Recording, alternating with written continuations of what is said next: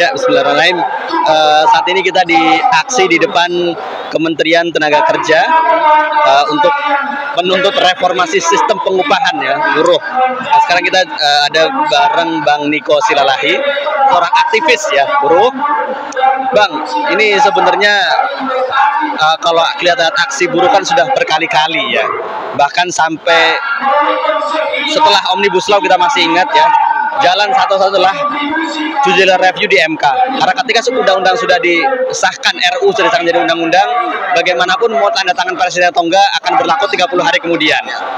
Dan jalan satulah pada waktu itu kita masih ingat, kita juga waktu itu masih mahasiswa, masih ikut demo berkali-kali sampai kena gas air mata, tapi tetap juga DPR yang kurang ajar emang ini.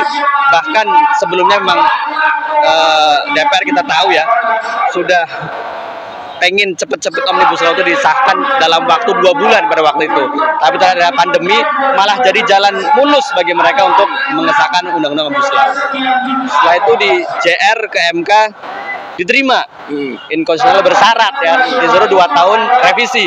Tapi 2 tahun belum selesai diterbitkan Perpu yang isinya sebenarnya sama aja ya.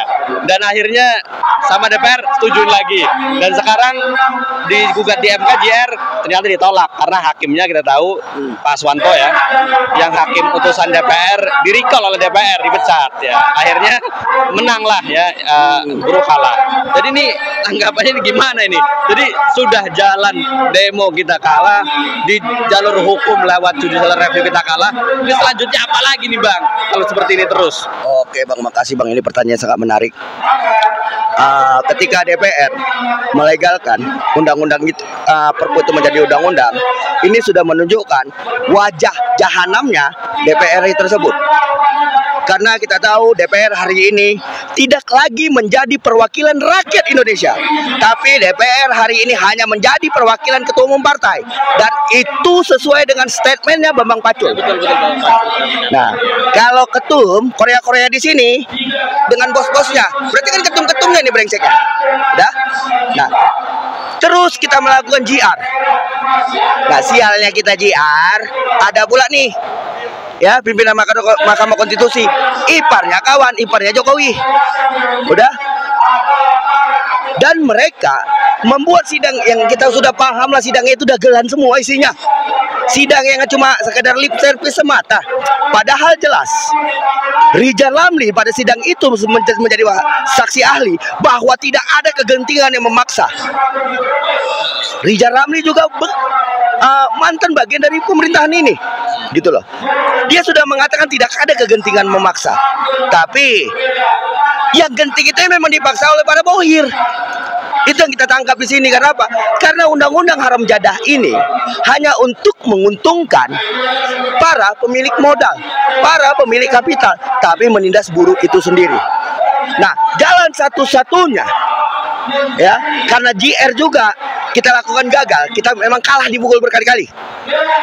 Kita kalah, hanya satu jalan untuk merubah ini semua.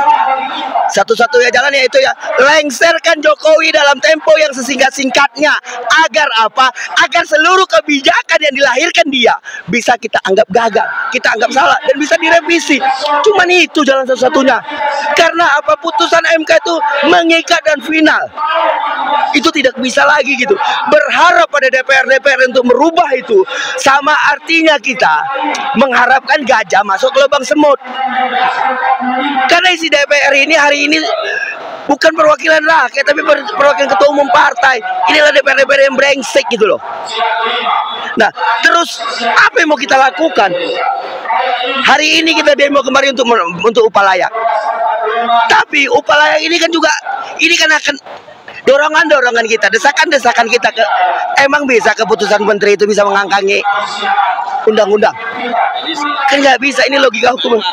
Seharusnya kan dibawa kekuatannya. Bagaimana mau dapat upah layak? Menteri berani mengeluarkan itu. Kalau sudah terganjal dengan undang-undang Omnibus Law, maka satu-satunya jalan sama gue bilang, kepadamu buruh Indonesia, kepadamu rakyat Indonesia. Satu-satunya jalan untuk menyelamatkan negeri ini, untuk menghapus seluruh undang-undang Omnibus, lengserkan Jokowi dalam tempo yang sesingkat-singkatnya. Cuman itu jalan kita, kawan-kawan. Cuman itu yang bisa kita lakukan. Agar apa? Ketika dia lengser, maka kita bisa merevisi seluruh produk undang-undang yang hanya merugikan rakyat Indonesia. Seluruh kebijakan-kebijakannya yang merugikan rakyat Indonesia bisa kita revisi. Dan bukan tidak mungkin, ketika kita berhasil melengserkan Jokowi, maka Jokowi beserta keluarga besarnya dan keluarga bisa kita jadikan tersangka yang merugikan rakyat. Itu bisa kita dorong, kawan-kawan.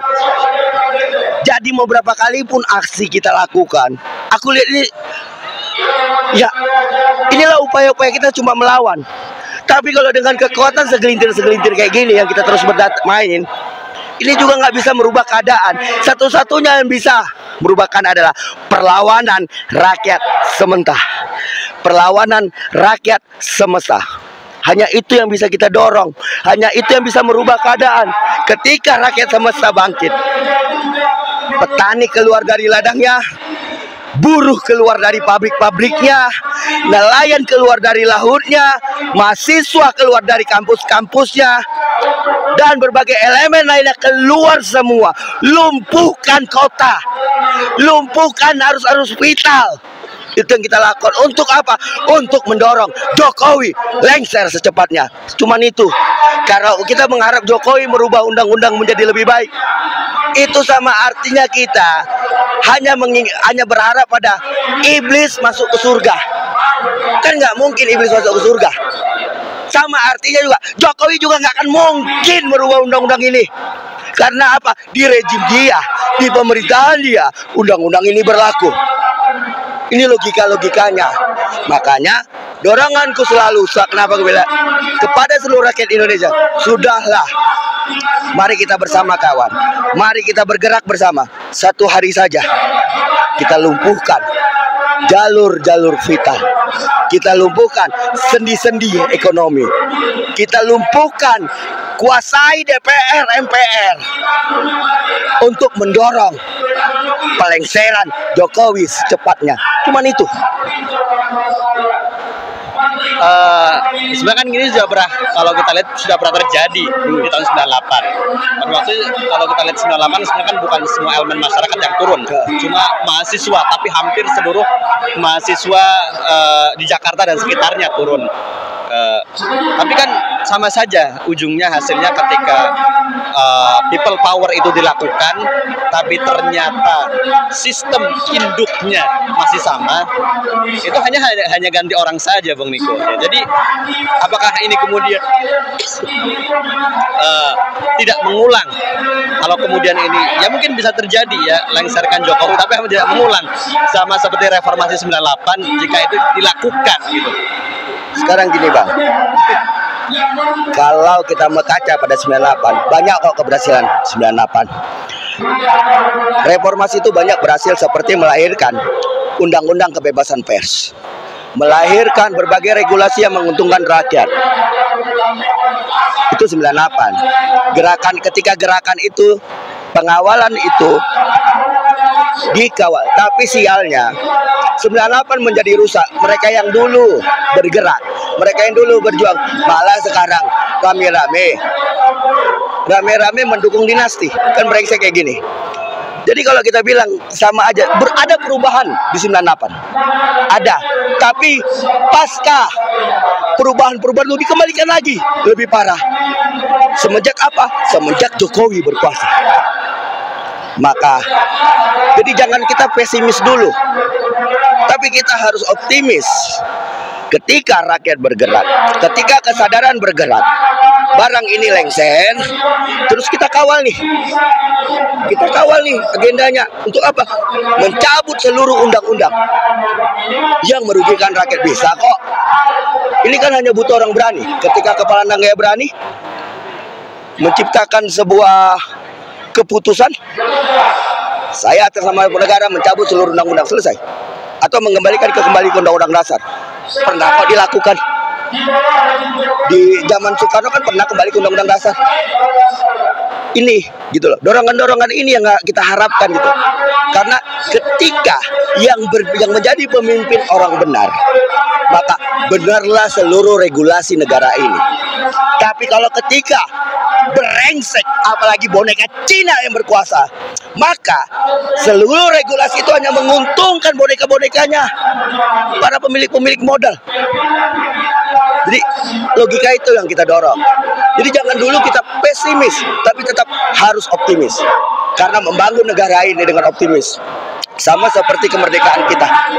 Kalau Soekarno, Hatta, Sahril, dan Malaka, dan tokoh-tokoh lainnya pada masa itu pesimis, gak akan merdeka Republik ini, Bung.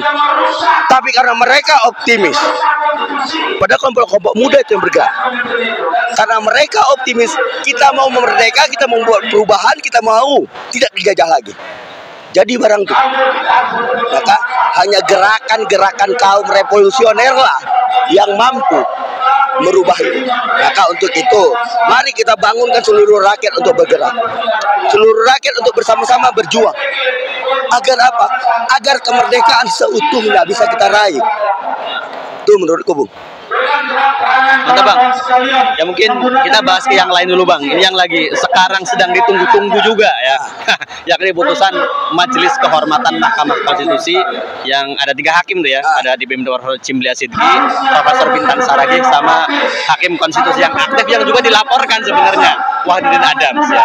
Ini menurut Abang ini apakah hasilnya akan sesuai apa hanya angan-angan saja ya? Karena pendapat para ahli hukum ya saling beradu argumen juga. Sebagian mengatakan bahwa MK tidak bisa membatalkan putusan dari Mahkamah Konstitusi karena sudah bersifat final and binding.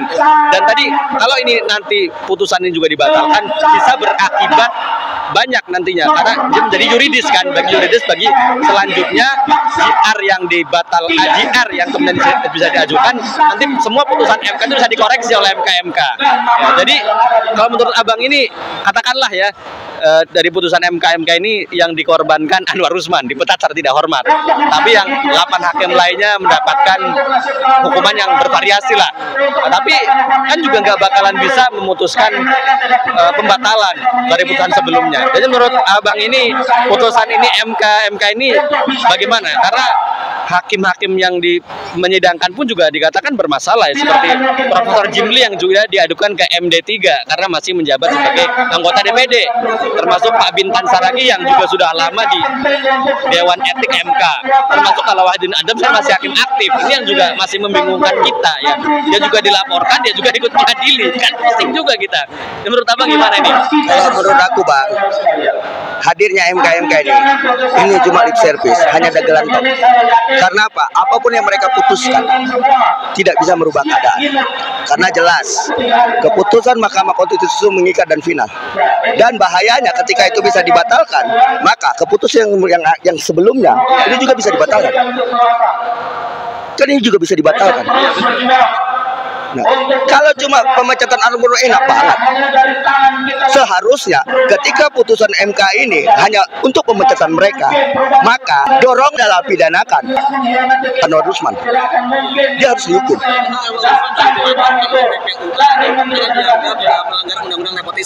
Benar. Karena itu menguntungkan kepada ya kita tahu sendirilah siapa yang dia keponakannya sendiri sekarang jadi cawapres. Kan inilah rusak tatanan di rejim Jokowi. Hukum seenak mereka buat untuk kepentingan sendiri. Jadi kalau kita bisa mengaca pada putusan MK, nggak ada gunanya. Nggak ada gunanya MK, hanya ngabis-ngabis anggaran hanya untuk bikin apa namanya, seolah-olah negeri ini dijaga bla bla bla bla bla. Omong kosong ini semua. Kalau memang serius, ya, ketika MK memutuskan ini bersalah, maka Jokowi lengserkan. Ini harus dorongannya untuk pelengseran Jokowi. Karena apa? Ya, Anwar Usman itu nggak bisa lepas dari Jokowi. Karena ipar. Kan gitu. Tidak menutup kemungkinan terjadi ada persekongkolan dalam keluarga mereka. Siapa yang tahu? Ketika bicara dalam ruang makan, meja makan, keluarga saling ipar-iparan nih. Udah nanti kau buat putusan seperti ini, gini. Jadi putusan seharusnya ya MK itu tidak bisa buat norma baru dalam hukum. Tapi yang terjadi berkali-kali MK memunculkan norma baru dalam hukum. Sama seperti misalnya yang pertama inkonstitusional bersyarat. Lah itu kan norma baru. Kalau inkonstitusional, inkonstitusional. Konstitusional. Ini kan norma baru dalam hukum. Yang berhak buat undang-undang, buat aturan, itu hanya DPR. Tapi MK hari ini memunculkan norma-norma baru dalam hukum. Dan ini sudah berkali-kali, bro. Apalagi sekarang yang putusannya yang sangat bombastis ini. Di satu sisi dia menolak batas usia digolok. Tapi di sisi lain dia dengan syarat, kan norma baru dalam hukum. Kok kalau dia bikin seperti ini norma baru dalam hukum, maka semua itu harus dipenjara sebenarnya. Karena apa? Nggak ada hak mereka untuk membuat hukum. Mereka hanya punya hak untuk membatalkan atau membenarkan. Selesai. Cuman itu mereka punya. Tidak memunculkan norma-norma baru dalam hukum. Makanya aku bilang, sidang MK ini dagelan semua. Kalau tidak ada hakim-hakim MK itu yang di penjara, maka ini dagelan semua. Jadi itu menurutku, Bu. Ini dagelan. Jadi kita harus jelas melihat, ini hanya dagelan, hanya untuk digunakan untuk menenangkan publik. Metode yang untuk meredam perlawanan publik. Nah, seharusnya publik itu bergerak. Kita lupakan MK. Satu kepala negara. Karena apapun yang terjadi di negara ini, ya, salahnya tetap presiden. Kalau presiden benar, maka aturan hukum akan benar. Jika presiden brengsek, maka aturan hukum yang terjadi adalah kebrengsekan yang terjadi. Itu, Bu, menurutku. Mantap nih pendapatnya, Bu. Jadi mungkin itu saja. Semoga aksi ini segera diterima nih oleh Menteri Tenaga Kerja Ibu Ida Fauzia. Ini semuanya pada kabur. Kemarin juga sidang ijazah palsu, hakimnya kabur. Sekarang menteri kabur. Ya. Karena akun mereka memang kabur. Karena menteri dan lain-lainnya itu mencontoh Jokowi. Kenapa kita bilang? Kenapa kita mencontoh Jokowi? Ingat Jokowi mengatakan jangan di demo. Udah. Tapi saat kita berkali-kali demo, yang ada apa? Dia kabur ke kandang bebek lah, kabur dengan artis lah. Yang intinya apa? Tidak mau bersama pendemo. Tapi ngomongnya dulu, saya kangen di demo. Kan naik kayak gini. Terima kasih Bang Irko atas waktunya. Semoga aksi ini ya paling nggak diterima sama Dirjen. Udah ada. Sekarang melaporkan juga ke menteri. Yang kita butuhkan keputusan menteri. Kalau menteri yang ada siapa lagi? Dan makanya solusinya apa? Bertahan. Yang kita dorong masa aksi ini untuk bertahan. Kalau ya pulang. Semoga apa yang dituntut didengarkan dan segera dikeluarkan oleh Bu Menteri ya. Terima kasih.